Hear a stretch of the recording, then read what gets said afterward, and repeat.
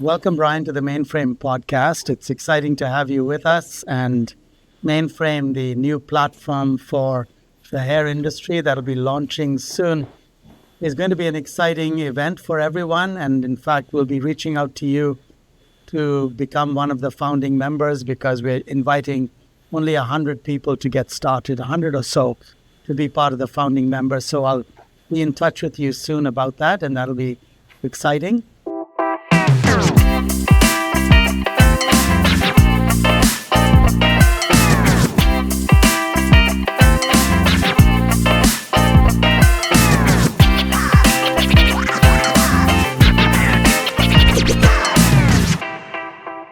Let's start off. It's lovely to see you again. We've known each other for a number of years, and to talk to you a little bit about you and your insight into the world of hair. So tell us a little bit about your personal history and your background so everyone can get to know you a little bit more. Well, for sure, Jeff. Yeah. So, well, first of all, thank you very much for inviting me to participate in the podcast. I would say this is my first podcast, so this will be a good experience for me. I always like new experiences. I grew up in the Toronto area, basically in the Don Mills area, for those that know the Toronto area. Lived there. Fortunately, I had a great life there, working, and I would say as a child, I guess, going through the school system and things like that. Things that were wonderful, just having great friends and just getting jobs in the area was wonderful. And then after I finished high school, went off to university, finished a 4-year degree with a double major in economics and math. Wasn't sure at the age of 22 what I wanted to do with my life. Met somebody that I'm sure we'll speak about later in the podcast, a gentleman that became a big mentor in my life and helped me shape my career and where I went.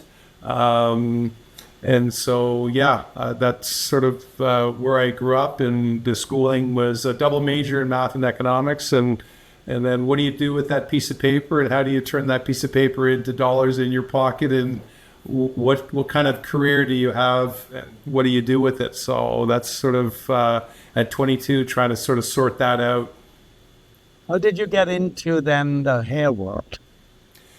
So I'll take a step back. I mean, one thing I would say is when I finished university, I did have some great experiences that my dad taught me. Had a paper route, cut grass. I worked at Maple Leaf Gardens for 8 years. I was an usher there, worked at the Canadian National Exhibition. So work was a real part of what my dad taught me, and good work ethics. And so I was fortunate enough to meet a man named Steve Gutman. And Steve Gutman was I will say, a self-made millionaire, but he came over from Hungary with a comb in his pocket. And he was an orphan. Picked up a trade in plumbing, became a self-made millionaire. And so Steve was involved in the Big Brother organization. And Steve saw me and was always kind to people and said, "Hey, what are you doing with your life?" And I said, to be quite frank, I don't know. And so I went out to Vancouver for Expo in 1986. I met with his little brother, Jeff Zeldin, who had the distribution rights for Goldwell in British Columbia and Washington State. And so Steve said, "You should meet Jeff and you should spend a day on the road with him." So I went on the road in downtown Vancouver. Jeff and I called on beauty salons representing only Goldwell. And I think at the end of the day, we wrote $4,000 of the business. And it was like, I don't even remember selling anything. It was just phenomenal. That was back in 1986. So after Expo 86, I went back to Toronto. I spoke to Steve and I said, "Steve, I'm interested." And so I moved away from home and my friends and started a journey to find out who is Brian Ahrens and what's going to make him tick, and what's my career future. And so that's when in 1986, went out to BC on my own and started calling on beauty salons representing Goldwell. So as you think back about that time, you're now embarking on a new life, essentially. Perhaps a side question. How much do you feel the university degrees you got helped you? Because that's a big discussion point today. You're a parent, I'm a parent, and we see our kids and our grandkids starting to grow up, and you're a new grandfather too. So as we look at our children, and there is a big debate right now about the usefulness of degrees. What are your thoughts as you think about your degrees? That's a great question, Jeff. And I would say the following. I think that university was an experience. It was a social experiment, a social experience. Yes, it probably taught discipline, study habits, and those types of things. I think for those that were clear on their professional career, whether they wanted to be a doctor or a lawyer or an accountant, that discipline leads well to that. In my case, I would call myself a generalist. And so, I took math and economics and thought, okay, maybe I want to be an accountant, but I didn't necessarily. I did the GMAT, but then it really wasn't something for me. I kept looking out the window when I was working at a firm. And I would say that today, when you look at even my mentor, Steve, he was a plumber. And he became a self-made millionaire. So I think there's sometimes a stigma about whether you call it blue collar, white collar, the ability to, I think most importantly, do what you enjoy doing. And I think, if I think about the hairdressing community, those that take that trade, I've been in the industry so long, often it's one of those industries that have been stigmatized by, if you don't know what else to do in your life, become a hairdresser. And I think that's completely unfair and uncalled for. I think you see in the industry some really successful people in the beauty industry that have opened up chains of salons or have owned just one salon. And sometimes even the independents on their own make six figures or more. It's just, again, being passionate about your craft, understanding it, and devoting your time to it. So to answer your question, I think university has a place, but it's not for everyone. And I think it leads well to what I experienced, which was, I think I call it my MBA, became real life experiences where I was calling on beauty salons, interacting with the hairdresser, doing sales presentations, doing education, managing, going into a town and figuring out, okay, what salons do I call on and what hotel do I stay at? Where do I eat? There's real life decisions that you have to make that are all part of, being successful. Now, what's interesting about you is you never became a hairdresser yourself, correct? I didn't, no. And I sometimes feel like I wish I did have it, because I think that that's something that I learned. And because I only sold Goldwell, I learned hair color. I sat in enough waiting rooms watching haircuts being done and hair coloring being done that I called myself a closet hairdresser, because I think there was a real inside of me that says, I wish I could do the task. And I did teach some hair coloring, but I never applied the product because I wasn't a licensed stylist. So I would always, and that I think was probably part of my DNA was, knowing the product so well gives me credibility to sell the product. And I wasn't really selling the product. I was selling solutions for the hairdresser. Hairdressers didn't know how to hair color. So let's teach you how to hair color. And that's that expression, right? Teach a man how to fish, he eat life. And that's interesting because, as you know, my background is also nothing to do with hair. My background is accounting and taxation. Got into the beauty business, now got into the hair world. And I think the interesting takeaway lesson for the world out there is that you can enter the hair industry and be very successful. You don't have to be a hairdresser. You can, in fact, there are areas of the industry where you can use your expertise and have a lot of fun and make a lot of money. and be very successful. And so your path in the industry started off with sales. Right. And as time went on, you got to know the brands, and I think you've been with quite a few brands in your life. Tell us a little bit about the different brands you've worked with. Yeah,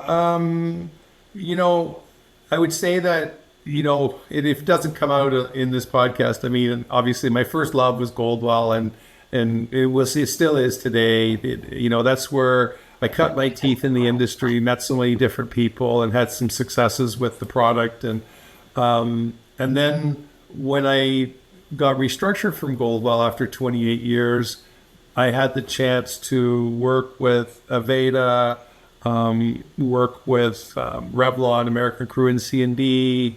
I'm also most recently working with Henkel, with Joico, STMNT, Authentic Beauty Concepts, and Zotos. And I think when I left Goldwell and had the opportunity with Aveda, I learned that there's another way to do things.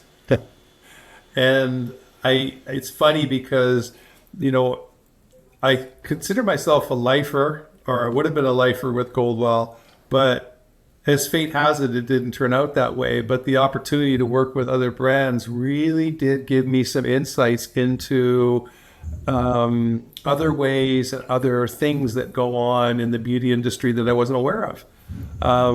Like Aveda, for example, I learned real quick, I could have 600 salons across Canada using Aveda and do significant dollars. Or I can have 10,000 salons with Goldwell and do significant dollars. Mm-hmm. And so it's really interesting. With Aveda, it was the power of one, the power of focus. And so I really learned a lot about that and how it could be really properly leveraged, and how even hairdressers, that's the problem sometimes is, they say a master of everything, but then master of nothing, because they're trying to be all things to all people. And sometimes they just need to settle in and say, okay, Joico's the brand for me, or Revlon is the brand for me, and really become a connoisseur and experience with that product, and then show the consumers, your customers, how well to do with that. So I think that's probably one of the biggest learnings, that each brand had its own little DNA and story behind it. I mean, American Crew, David Raculia, and C&D was, Jan Arnold. So there's always a personality behind the brand that hairdressers and or nail technicians want to be a part of, right? So it's been very rewarding. And what's really neat is you've seen many brands with different DNA, and you've seen many, also you've helped others, I know, through the years with their launches of their brands or consolidation of their brands. So you've really seen the business at an angle, or from an angle, that most practitioners in the business don't see. Those who are practicing in the business, they are working with whatever brand they're working with. Maybe they're changing brands after a while. But you saw the business from a completely different vantage point. As you worked over your 40 years in the business, you've seen it from a completely different vantage point. And that's what I want to explore a little bit with you today, because I think you have an insight that most people in the industry don't have. Most people in the industry are, what I'll say, on the ground floor. They are there on the ground floor doing the work, and they haven't been able to get up to 30,000 foot level and look down. And that's a perspective I think it would be really neat to have you share with us as to what you observed from that perspective, what your learnings are and what your knowledge base came to be, just on that subject of a brand and what it takes to build a brand. So if you don't mind chatting with us a little bit about what did you learn and what did you see were the significant ways brands were built? And Jeff, that's a great question, because I would say with my Goldwell days, it was relationships, and it was consistency, and it was FaceTime with the customer, and It was like being a milkman or a postman, being there regularly and, having that consistency. And it was a personality. So my personality was selling Goldwell, and so I would build it. And it was a lot to do with the sales consultant. Fast forward to where we are today, it's a very different world in the sense that, yes, the salesperson has a role, but, during that time, I would say 90% of the sales were actually written and sold by a sales consultant. And then the evolution of the stores came into play. And then all of a sudden, the balance of scales shifted. And so you had a 50-50 split. 50% comes from the sales rep, 50% comes from the store. And so as a brand, and whichever brand it is, there's historic brands that have been around for years, and then there's the new brands that came on board. And we know those brands, the Olaplexes, the that's just to mention a few of them, the Kevin Murphys and things like that. So later in life, as the brand started to get introduced to market, their strategy to go to market had to change. And also you have to factor in, we had distributor consolidation, we had manufacturer consolidation. And so what I would say is that social media really played a big role, not just for the brands, but also for the individual hairdressers. You can see, even for consumers for that matter. So that new information highway of social media really changed the landscapes on how to get to market. And so, and why I say that is, let's just take a brand, call it ABC, and we were to launch it today. I would look around Canada and say, okay, who should I sell to? Is it BSG? Is it Modern? Which distributor nationally should I be doing? Because there's only a few distributors left. And so then you've got a sales consultant at a store that has hundreds of brands. So how do I capture the heart and the imagination of the hairdresser? And how do I capture the heart and the imagination of the consumer? And social media is the transparent sort of way to do that. And so you've seen a lot of brands now spend a lot more on their social media strategy while still working with the horse and buggy of the sales consultants on the stores, if I can say. So that's what I would probably answer, is that social media has become a big part of what brands need to do to go into the market and to grow. You've seen some very interesting case studies, if you will, of brands that came out of nowhere and then became one of the established brands, and then usually getting acquired by one of the big companies. I think of Pulp Riot as one example. I can think of Kevin Murphy as another. You can probably think of a few others. Is there anything in common that when you think of those brands, I'm trying to think if I think of, I don't know Pulp Riot as well as maybe you do. I do know Kevin Murphy very well from when they started out in Australia and some of the techniques they used to grow and become an established brand. So if I came to you today and said, Brian, I want to start a brand, I want to be a Kevin Murphy, I want to be a Pulp Riot, I want to be one of those success stories or an Olaplex or a K18. Could you give me a few key points that if I don't have X, Y, and Z, or A, B, and C, I can't possibly build it? What would those key things be? That's a great question, and I'll answer it with a few thoughts on that. I think when you're launching a brand as a marketer, you have to think about who are the stakeholders. The distributor is one stakeholder.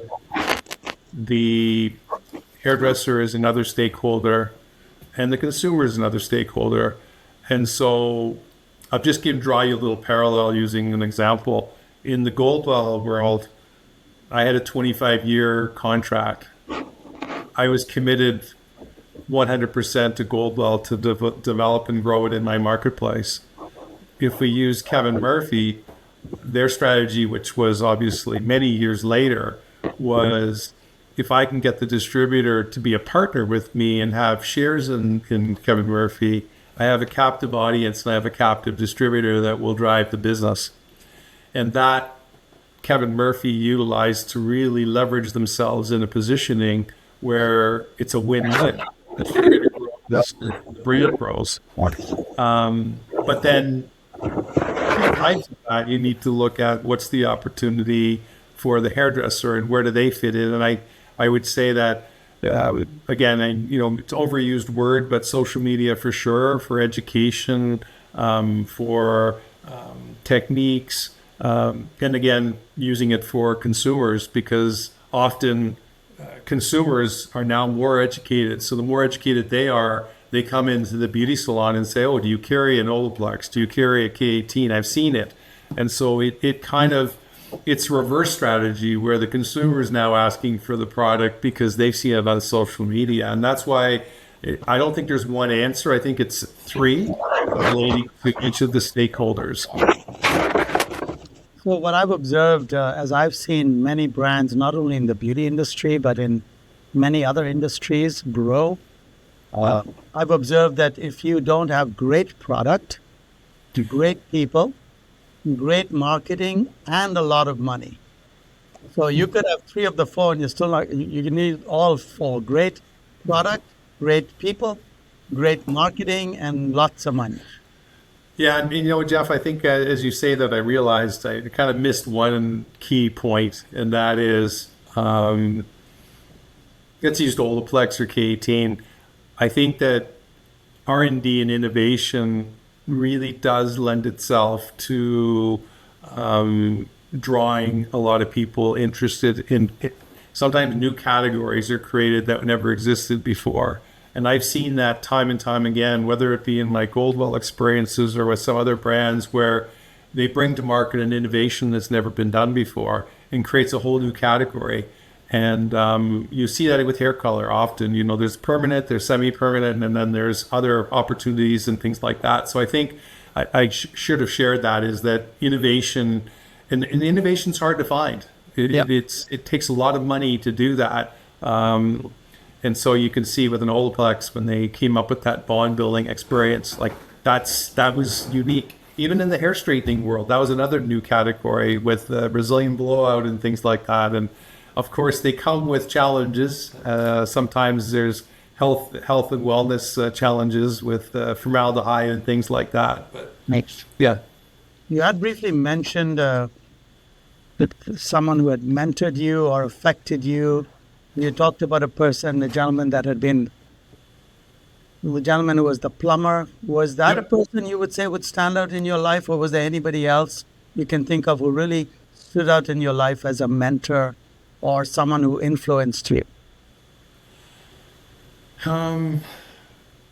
Aside from my father and Steve, who I would say would be shaping me and giving me the opportunity, the other mentor would have been a gentleman named Phil Hester, who I worked with at Goldwell. And actually, he was the one that, unfortunately, when Steve passed away, Phil was the gentleman that I kind of had a connection with. And we brokered the deal to sell Goldwell back to the manufacturer. And so, and he in turn gave me my next step, which was to go corporate and run Goldwell corporately across the country. So he definitely played a significant role in bringing me back to Toronto from Vancouver. But I think that to answer your question regarding other mentors, I think the hairdresser, quite honestly, and there are many that I could name, that were indirectly mentors to me, if I can say that. And what I mean by that is that Fabio, for example, rest his soul, was a big part when he was working with us at Goldwell. I know then he got a super job with Walla. Michelle Pargi in BC, like there's many, Anna Pacito, there's many individual hairdressers that I saw grow in this industry, and they kind of were beacons for me too, and I learned a lot from them when you really sit down and get a conversation with them. So the mentors were throughout the industry for me. Yeah, I want to chat a few minutes with you, Ryan, about the industry, and I'm going to break it up into a few parts. The first part is the importance of the industry. You had kind of made a reference to it at the beginning of our conversation about how our industry is really not looked up to as well as we, both you and I and many others, wish it was looked at. So the importance of our industry, which is the industry that is touching people's heads and hair, how important do you feel the hairstyling industry is to, let's say, the country of Canada, the country of the United States, or the world? But let's talk about Canada as an example. How important do you feel the hairdresser is to the fabric of Canadian society? It's huge. I mean, it's super important. I mean, my hairstyle, your hairstyle, and people that walk the street, like that's just the optics that we see every day, and the variety and the different trends that have come along. I mean, if I go back and look at my 1980 pictures and look at my like all of that is super important, and that's just the cosmetic side of things. There's another side that if you really sit in a beauty salon or sit in a chair and have a conversation with a hairstylist, you get a different conversation going on. And that conversation is so therapeutic for so many people. They're so caught up in their work world and with their kids, and they're running from soccer field to whatever they're doing, or they're single parents, same-sex parents. There's just so many elements that the hairdresser sits as an anchor to the consumer across the country, and you can't. It's not tangible to put like a degree on. It's not a university degree. Often you talk about I've seen it being done even with the barbers, looking at making sure that men are aware of their prostates, or men are aware of suicide, or women and or where there's domestic violence that's not coming out in the airways. Hairdressers are often spoke to. They're the secret person that they can talk to quite regularly and feel comfortable because they're being touched. And so, I'm putting a lot of emphasis on that because it's true. I think you're very right with that. And as I'm observing and listening to everyone in the industry, now having come in from outside the industry, I think the regular world does not realize the importance of our hairdressers and hairstylists. In fact, from illustration perspective, if all the hairstylists in the country went on strike today for a month, we would probably have a complete mental health breakdown in the country. I would agree with you on that. So that's why it was really sad to see the government shut down the salons for so long. I believe they didn't understand the impact it was having on the mental health of the country. Yeah. No, agreed. So the industry, as you've seen it over a number of decades, has evolved / changed. What are some of the significant changes you've seen that have happened in the industry in the last 3 or 4 decades? Yeah. I think the one thing that I've learned, when I think about chain salons across the country, staffing is a big issue. Salon staffing is huge. And I know some organizations that actually have to go outside of Canada to find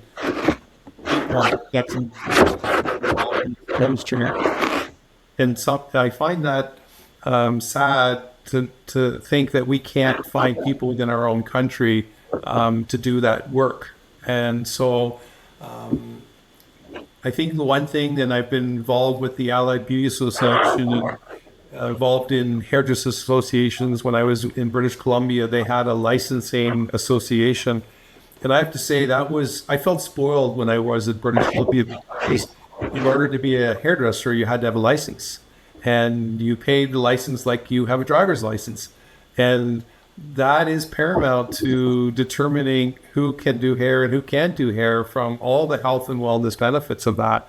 And I think that that's where the industry could spend more time from coast to coast. I know we have the Red Seal program that allows hairdressers to be licensed to be able to do hair across the country, but we don't have an association that really supports the lobbying and things like that. So I think there's definitely an opportunity to do more in that area. The challenge is really just finding the organization and the people that want to put their shoulder into it to make that happen. And that's a missing link for sure. So that's one area for sure that is a significant challenge for our industry. Staffing is I hear it everywhere I go with all the chains and the individual salons. And then the last part I wanted to spend a little time with you on is the changes in the last, maybe particularly the last 10, 15 years, what I call the rise of the independents. Minimization of the beautiful salon model and the rise of the independent model. What are your thoughts, comments, observations about that phenomenon as it's happening as we speak? Yeah, I mean, it's clear you see these salon suites and the growth of they've been growing in the areas. It's not a new concept. I know when I first got involved in the West Coast of Canada or even the US, I don't know what it is about the West Coast, but maybe it's a little more transient, but independent or chair renters have been around since the 80s. But this new model it's not new, but it's new in the sense that you get your own suite. So it legitimizes it in terms of having a suite, and it creates boundaries, I guess, indirectly for the business and the customer gets the benefits there. I don't know if that's necessarily a bad thing in the sense that it seems that customers are being satisfied. I've been to some of them myself, and I see how well they run their businesses. They have a retail section. They're doing hair color. They have coffee and tea and all of those benefits there. So it seems to be working. I think the part that I struggle with, that I don't have a real grasp on, is how does that individual, depending on their age, where are they getting their education to further their career and get better? And I think you asked me from the very beginning of this interview, mentor. Who's the mentor? So who is that individual stylist mentor? Where are they getting their inspiration from? And I've talked to many stylists, and they always remember they worked for, whether it's John Paul Holt in Vancouver, and I'm dropping names because these are my time. But Anna Pacino is another one. Ray Chavello. I mean, there are individuals that, built a business, built a successful banner, and had a process to take, and train people through their system. And that part I see missing. I don't know really how they're getting that information. And unfortunately, we're texting or we're social mediating, and that's how we get our information. And I don't know if that's appropriate for an industry that is full contact, in person. Texting your customer while they're in the chair, you need to be talking to them. So I think that's the part that I'm not sure how that's being, what the downfall is that over the future. Yeah, I'm observing that too. Education and mentoring appears to be the big question mark now hanging over our industry's head as to how are we going to supply that so that we can have a strong industry and an industry that's looked at as professional. Because the other challenge is a lot of the world doesn't look at our professionals as professionals. And that is partly the fault of the professionals themselves and our industry. And yes, you're right, a good association could go a long way towards helping, and hopefully that can be something that in the future can be done. And as you look ahead, we were talking recently, Brian, you and I, and we were chatting about where your thoughts are, and we're even talking about working together in business. So I'm excited to talk about that. But in conclusion, would you characterize your feeling about the beauty and the hair industry still as excitement? Oh yeah, yes. I would say, I know Jeff, you and I talked about, I retired recently, but and if even on my LinkedIn profile it says retired but not retired, because I find the industry is very youthful. It's always changing, and I like to be open to change. And I feel like as long as I'm open to change and I can ride that wave, I will stay youthful.